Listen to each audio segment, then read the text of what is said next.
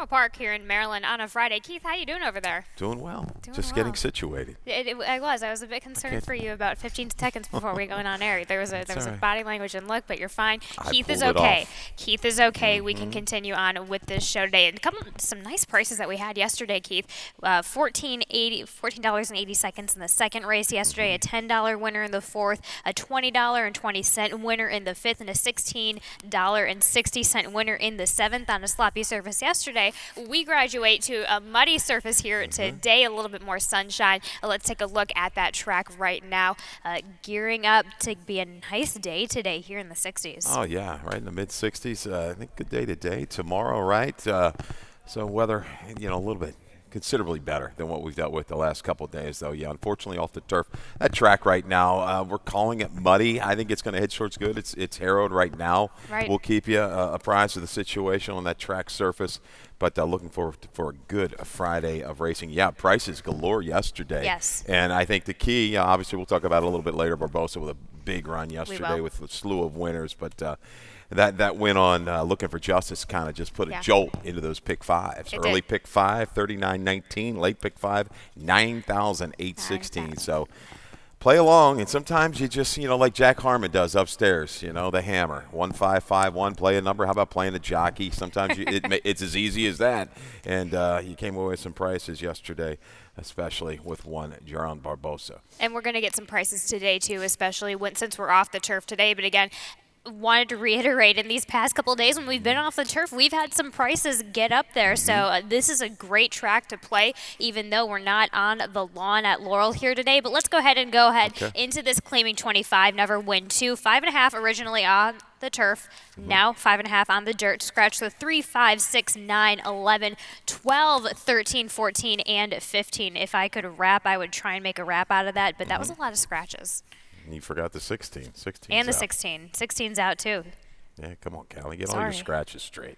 Who do you got? You've got the 7. I've got the 7. Be Like Beth. And little drop here, second off the claim for Jamie Ness. Yeah, 5.5 on the main track. Comes out of a pretty good race up at Parks. Those internals were good. I went back and looked, and they kind of were similar to Dilly Dilly Philly's race. And Dilly Dilly Philly, how fast she is for Jamie Ness, another Ness runner. So that's going to bode well. There is a little bit of other speed to the inside. Shine Like a Diamond, I think we'll go ahead and send with Barbosa. We know he likes to be aggressive. But that turned out to be a key race on September the 20th up there. The last place runner came back to win over kind of an off track, but a good number, 69. So Be Like Beth is going to be around from start to finish. Same. I go with all of these in this field, they all broke their maiden for about 25 around that class type too. So then you have to look at these other races. And as you mentioned, it was the Parks race that really did it for me because I had her underneath. I was looking for an excuse to try and get a little bit of a price in this race, but I had to go with the Ness horse in that MTO draw. And as you said,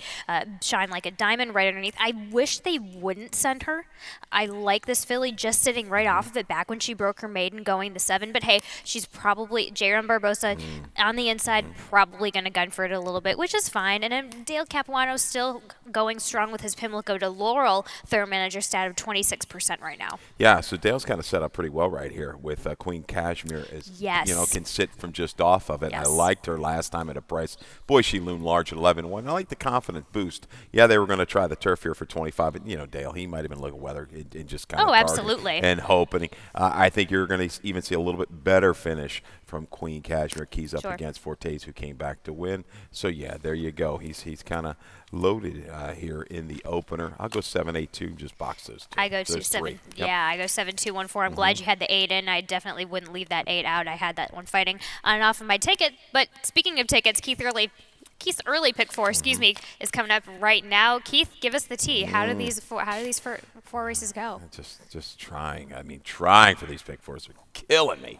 Total $24. And again, I think the second race, there's a number of ways to go. 1, 4, 6, and 7. We'll have a video of Vasariano. Is that how you say it, Callie? We'll get there. Okay. Of that one for Norman Cash. Race 3, we go 5, 10, and 12. Kerford's Commish, your best value in race number 3. Race 4. With the 3 and the 6, yes, sir, Robert, Big Man Ken. We've got a stat for Kieran in that one. In race 5, wrap it up with the 7 and 9. Lead needs a handler back in the hands of Tim Salzman. I think that worked a little wonder last time. A big effort will show that one. I think right back going to be dangerous up front. $24 for the early pick 4 ticket. $24 for Keith. I just checked your pronunciation, and yes, you do have it correctly. And Okay. we'll have a video a little bit later. I'll let you key in on that video. But for this race number 2, this claiming 40, never win 3 a mile, and 16th on the dirt here as intended. No scratches, so we both still land on the number 7, the Soros for Norman Cash. William Humphrey back in the saddle on this one. Came off of a muddy effort back at Delaware Park. Comes back to try again. Yeah, out of that same race, August the 25th at Delaware, the Vasariano had the lead, faltered a little bit late. There's my race up there, 2 turns. This is 2 turns. Handles a little bit of moisture to Soros. It might be a little help for him today if it stays in there quick. I think he can clear. He's going to have to clear in here. I don't want him prompting the pace. I'd like to go him clear, drop over, Lone and speed. settle and try to rate a little bit. And let's see how far he can go. Price shot. Award nominated. You go ahead 8-1 on the morning line, and sometimes now as a line maker with Barbosa riding like this, you're going to have to hedge. You're like the Ortiz boys. If you think a horse is 5, you got to make them 3 because the public money is going to come in. They're going to start following this rider. So you're going to lose some value, but maybe this one, that last race, just doesn't look good at all. Has races that work, has been caught wide a couple times, but still churning on. I'll toss the last. And Vasariano, we have a video of that race. That is the 25th at Delaware, right? Is that the one we're going to go to? 25th at Delaware. Yes. For Vasariano. Yeah, the same race that Soros comes out of, and just a little bit of a slow start. We're going to see that one highlighted, just maybe about a half step slow. Wasn't that awful. But, 4 wide and just kind of making a steady progression through the lane. Bumper Dew is a horse that's won a slew of races this winter. It's a pretty good field. Soros just couldn't last. But, again, Norman Cash is like Dale in the opener. He's got a pretty good 1-2 punch going in here. He's got a speed and he's got a closer. And that was a really tough trip that he had. Vasariano had at Churchill Downs in his most recent try. Not good at all. Right, not good at all. Give him a bit of a chance. J.D. Acosta, I think, will place his horse up a little bit more forwardly as far as Vasariano, going back to that 13th of September effort last year at Thistledowns. That's the kind of game that he needs to play today in this kind of field. But again, I love that you go for the number 6. I go with the number 4, Giordani, underneath Jane Sibeli. I didn't love what I saw back at Pimlico on the track with a little bit of moisture in it, mind you. I think this horse is a bit better than what he's shown in that last start. I don't think he didn't get the best break. I think this horse, it was a little bit combobulated. It just wasn't perfect. I think he needed a cleaner break. It was something that was just, it wasn't obvious. It wasn't obvious when that happened. So again, a cleaner break for him. I think he's going to appreciate this wet dirt just fine. I still think there will be some moisture in it by race number 2. Yeah, I'm really surprised that what the speed that he showed 2 races back. He had been a little bit of a deeper closer, and in some of those other races was right to the front. Granted, they weren't blazing at Delaware, 24:48 in his 2-back race. But you're right. Last time he was able to sneak up and get position.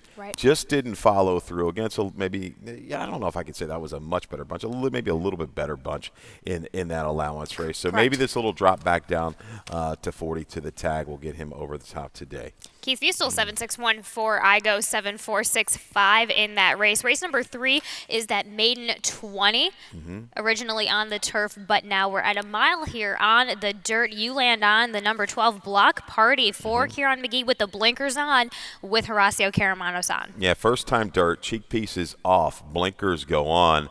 Not been a move, a smaller sample, but not been a huge, usually profitable move there for Kieran. But I like some changes here with Block Party.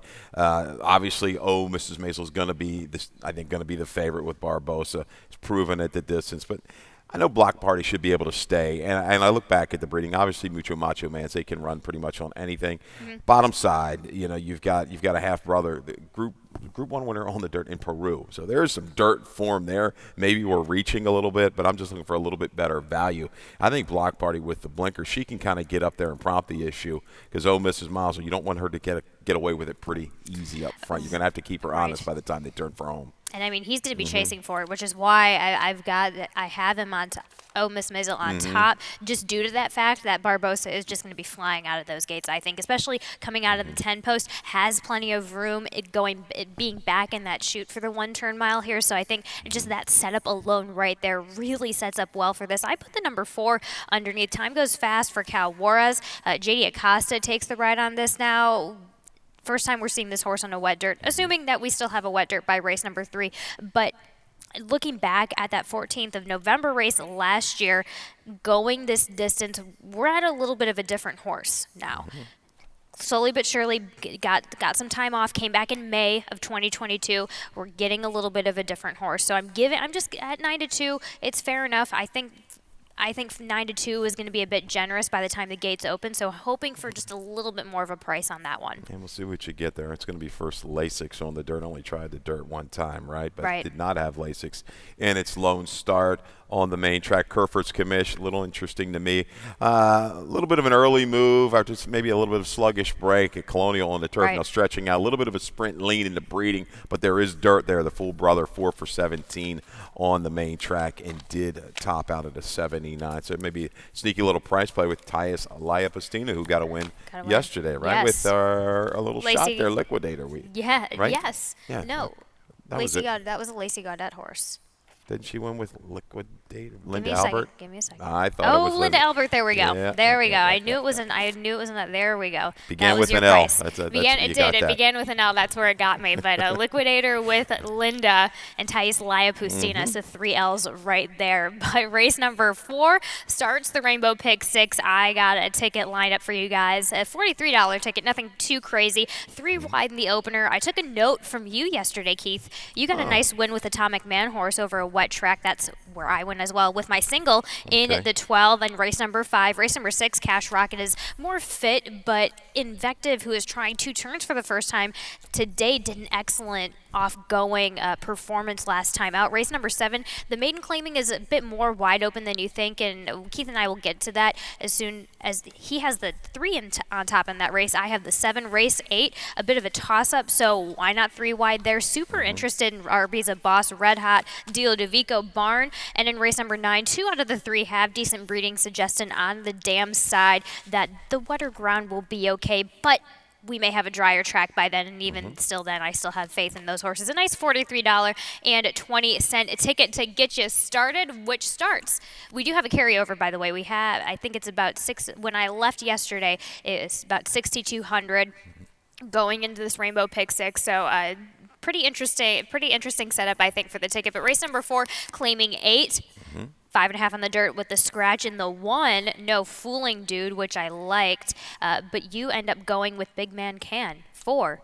Kieran McGee again, Angel Cruz. Yeah, avoided claim last time and now jams right down. So maybe puts the fear in some of the people. I'm not scared. Kieran's not scared. I know that. So, yeah, Big Man Can. We want to do video or stat. Whatever you want to throw up, we'll go with. For We're going to start with that video first. Okay, let's go to the video at Timonium. And the Big T, Big Man Can, 4 wide, then about 3 wide. Had to work out a trip through the stretch and a little bit of bumping going on through the stretch. We're going to pick that up as Boondoggle pulled the upset this particular afternoon. But Boondoggle again. Yeah, may the horse be with you. Came out of here to win, and you're going to see this guy picking up a little bit of steam here about 3 wide. He's going to have to work his way out. A little contact right there in the pink silks. Right there. Boom. Again, twice. And just keeps kind of churning onto the wire.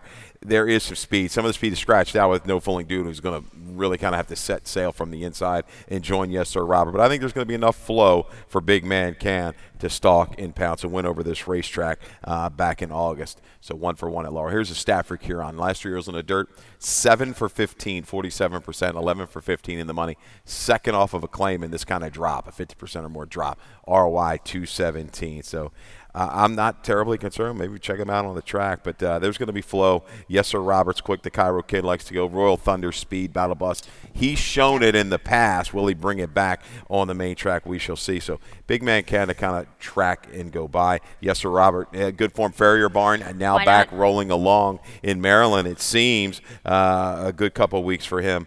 For Tony Ferris, so that's good to see. He's battled a long way in his last 2 starts. He's going to be up there, and he's shown to handle pressure. So the 5.5, I think, should work. Should have had it's an interesting price play. I know the numbers really aren't there, but you know what? He beat Rockefeller's 3 races back at 7. There will be speed. Maybe he's that chance to kind of roll in and complete your exact at a good price. Okay, there we go. Nice little Keith Fustel tip there with the number 2 underneath, mixing it up a bit. I left Battle Bus because I feel like Battle Bus shows up when you least expect him to sometimes, and I feel like today is that sometimes, so that's why I left Battle Bus underneath on my ticket, that horse, especially at this claiming 8 level. But race number 5 is a claiming at 10, which have never won 3, 5.5 here on the dirt as intended. Scratch the 1, the 2, and the 6. Keith, that leaves you with your best bet of the day, the number 7. Lad Needs a Handler, as you said, back in the Tim Salzman barn with Charlie Marquez on top. Ran huge. Video of that one as well, right? Yes. We've got a video of Lad Needs a Handler, and that was the key. Back to the Tim Salzman barn, off a little bit of a break, a ship north to Pimlico. This is a big effort, and the key was, to me, the internal fractions, because you've got Free Square who ran the same day, a couple races later. Lad Needs a Handler, 22 and 3, 45 and 4. That other race for 25, 23 and 3, 46 and 3. Much quicker. Had to battle with a pretty quick horse in Mahomes Money, Callie, and battles back to the inside. Maybe that was a better part of the racetrack that day. I love the gutsy effort. I think if he can clear here, he's gone. He may get past. There's some other horses in here that do have a little bit of a foot. I'm trusting in the timer. Definitely clearer internals there, faster. Maybe he can get to the front and hold sway. Second time off the bench and second time back for Tim Salzman. I like what I see. Definitely, that's such a wonderful pickup. Keith Fustel's best bet of the day. Keeping this horse at the claim 10 is another big thing as well. Again today, so he's right back in action. Absolutely, I go with the 12 on top. That is ruling front for this is my single on my ticket. Tom McMahon, JD Acosta, and this one won on an off track at Pimlico for the 5 last time out. Really didn't get a hold of it last time out. I'm going and just ended up wrapping that horse up for another day. Going to give that a little bit of excuse right back in here, back at Laurel Park. I think this is the first time this horse is seeing Laurel Park here today, so I'm just going to give this horse a chance on this track. Yeah, and you got a couple horses here on the outside that could be a real pest, real nuisance to my top selection. Dialing Dixie, rolling front again with some speed, even Free Square to the inside. The first 16th of a mile, first furlong is going to be critical to my chances with the 7. A little bit of a bomb shot, maybe the 9 Super Emperor, last 2 lines just awful before the break, but with excuses. Head turned at the start, broke through the gate pre-race. This is a protect move. Okay, last seen for a nickel, 3 in life. Okay. Back here for what? For 10. Not in for the tag. Some okay works leading in. I know Trombetta can get a horse to win off the layoff. Back figures to boot.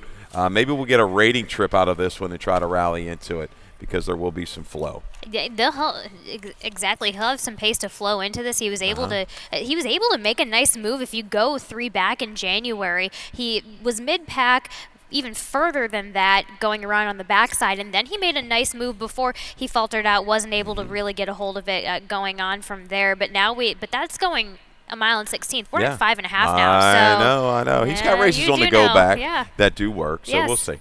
Absolutely, and I like that. 7, 9, 5, 11, a nice price setup with Keith Fustel. I go 2, 3, 11, 4 in that one.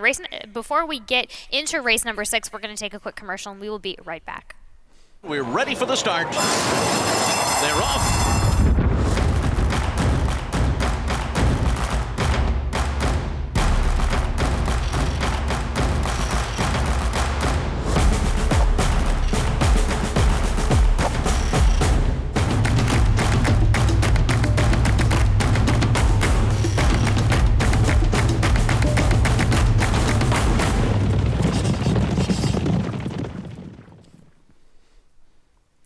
And we're back. We weren't gone very long. Be sure to go to first.com/bet to get all up to date on all of your promotions in our wonderful little betting system here. But race number 6 is this claiming 40 Never Win 2, originally on the turf, but now a 1-turn mile here on the dirt. The scratches are the 2, the 6, the 8, the 10, 11, and 13.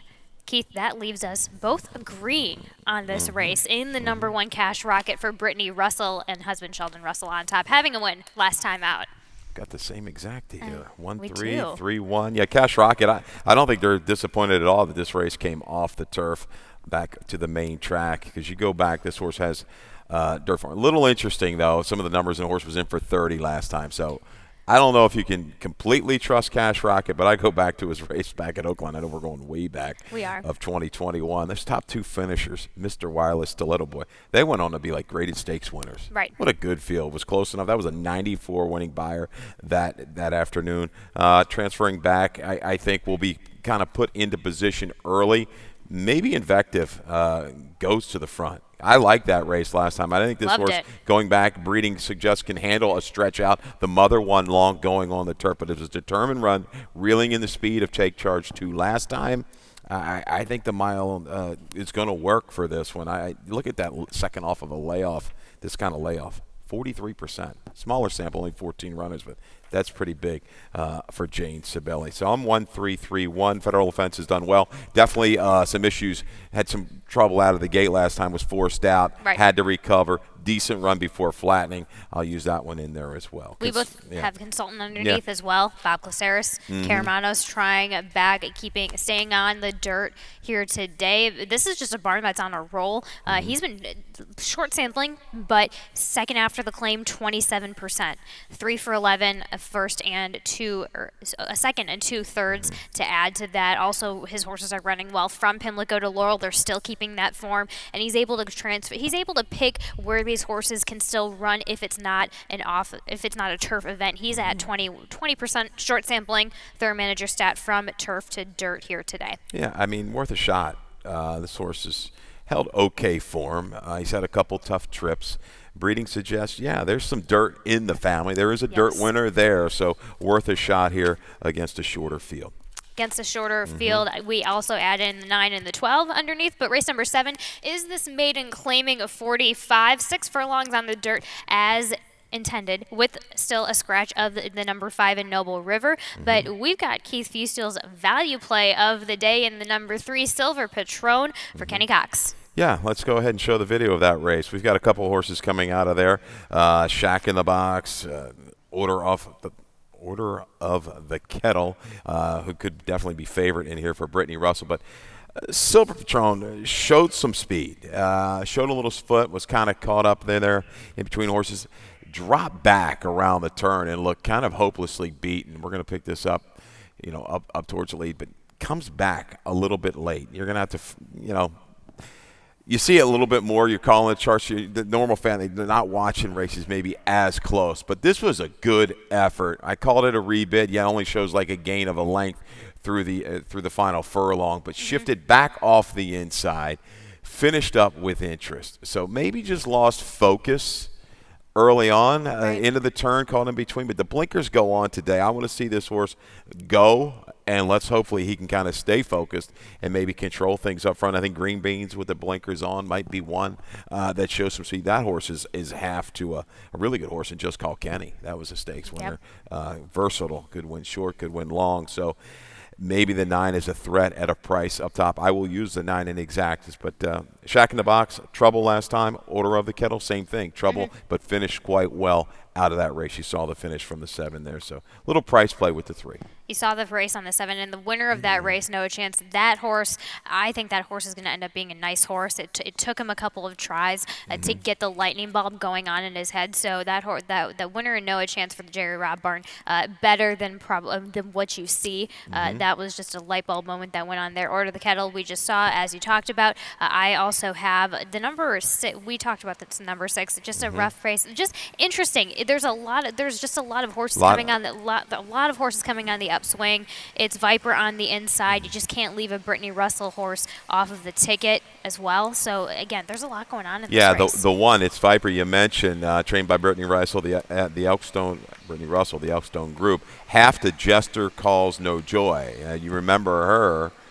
Ran here behind Lunabelle, right, in the Maryland Juvenile Filly Championship. She ran a really good second in debut, showed speed, got run down late. So the 1 could be any kind. The 8, Mary Epler's got a firster by Great Notion out of Idle Talk. Idle Talk had a lot of success on the turf, but this horse is a half to after 5. Yes, has done well on the turf, but recently ran an 80 on an off-the-turf race.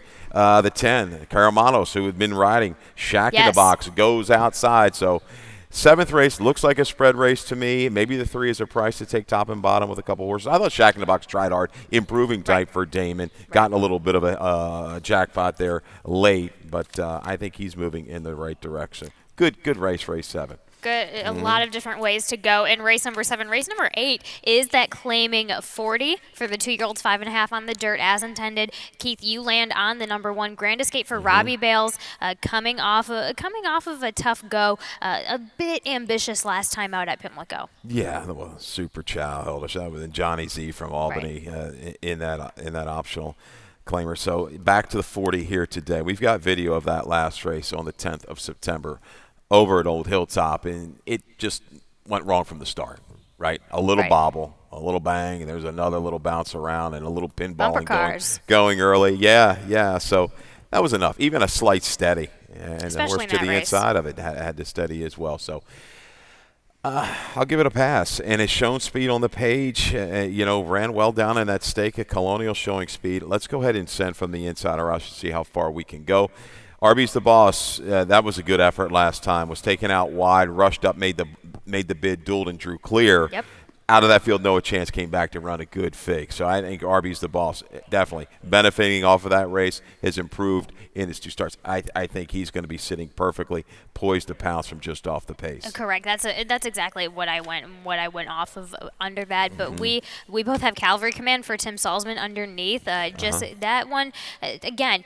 Bit ambitious, second time out, comes back to reality a little bit. Why not, especially on that inside with J.D. Acosta? I think that horse will handle that kind of post position, no problem. But race number 9 is – go for it. Real quick. Yeah. Real quick. Yes. The 4 Goldbuster, Stidham, interesting move. Yes. 2 starts on the turf, and I went and looked. I wrote Sneaky next to this horse's name. Yes. This horse is a half to Larimar. It was a 5-time winner on the main track, topped out in an 87. There's plenty of dirt winners in the family, so you kind of glazed over. The Stidham horses, they're going to track some play at Cali, but this horse might even be better on the dirt. So interesting horse here to use for David Ross Company and Michael Stidham with Toledo. There you go. With Toledo. Right. Toledo's hitting on the dirt specifically for Stidham recently at 43%. Sorry, I thought you were done and ready to go No. on. I just trying to give the fans, a little insight. We need to hear it.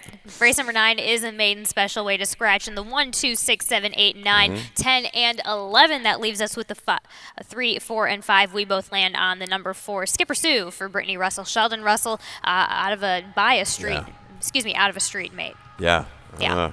Unfortunately, we end the day with a 3-horse field. Wish some of these would have stayed in. And, I guess Brittany Russell wanted main track only. Gets it. This is a $400,000 purchase. You're supposed to win first out, aren't you? Right. Yes. High percentage barn.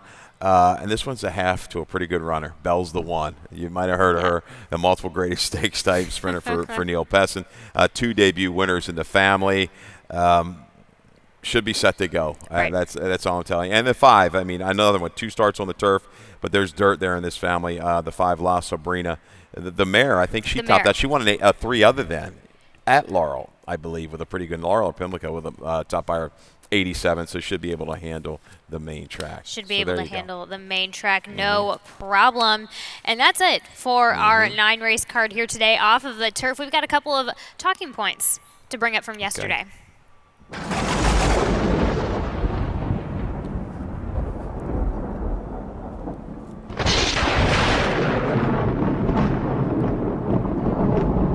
Just wanted to highlight that we do have that Champions Handicapping Tournament tomorrow that starts early on. Get more information at laurelpark.com. Those tables have been set up for quite a while. They've been set up all week. They're ready for you. Please join us, and that's a nice little setup that we have tomorrow. Again, tomorrow, the Champions Handicapping Tournament tomorrow at Laurel Park right here. But you remember a horse named Mo Honey, right? Mo Honey. Well, I have a bad memory, but I do remember this one, so it's fairly recent, and what a job Benny Feliciano did with this one. And I didn't expect the last race to be as good as it was. He just topped it went like a 95, came back and pairs up. Just this horse is fast and does it easy. He's off to new surroundings, I guess, though, huh? New surroundings. Yeah. So they still have Robin Dawser and Metropolitan Thoroughbred still have a little bit of a share in him. So they're going to get to join that ride of a lifetime Yeah. that probably this horse will be giving them. But they send him over to Todd and Belmont, and he went over last week. But hoping Benny gave him a wonderful start, and we're hoping big things from him getting his start right here in Maryland, and that was a very nice to see. You sniff one out for what, 12,000 or whatever they paid for him. It wasn't much, and 14. 14, and to be able to kind of get that, and that horse to kind of turn out to be that kind of talent, and you're glad that the owners and all, they're all stayed in for a piece of the ride, and it's got to be better. Tough to really separate, but sometimes you don't get horses like that all the time, and when that money talks, it's hard sometimes to turn down. Exactly. He sold for 14 at the Keeneland September 2020 yearling sale, and then he wound up on a farm in Kentucky. He was up for sale with some horses in the pasture, other well-bred horses as well, and Benny just found him in the pasture, and they split the price for him 15. He was they split the 15 grand in between them. So we'll see what Mo Honey brings us. But somebody else who got a little bit of money and honey yesterday was J-Ron Barbosa. He was on a roll yesterday in race 2, winning in race 2 with Claire's Darling for Dale Capuano. We just see that right there. And in race number 3 for John Service, blinkers on in the Condescending. That one went nicely up to just coming off of the pace a little bit, but looking for justice. Annette Eubanks gave us a nice $9.10 price there. We had a couple of them that came off of the pace pretty nicely yesterday. Yeah, that was Master of None. Yes, and that was Looking Master for of None. Justice was Looking for Justice is right here. Right yes. to the front.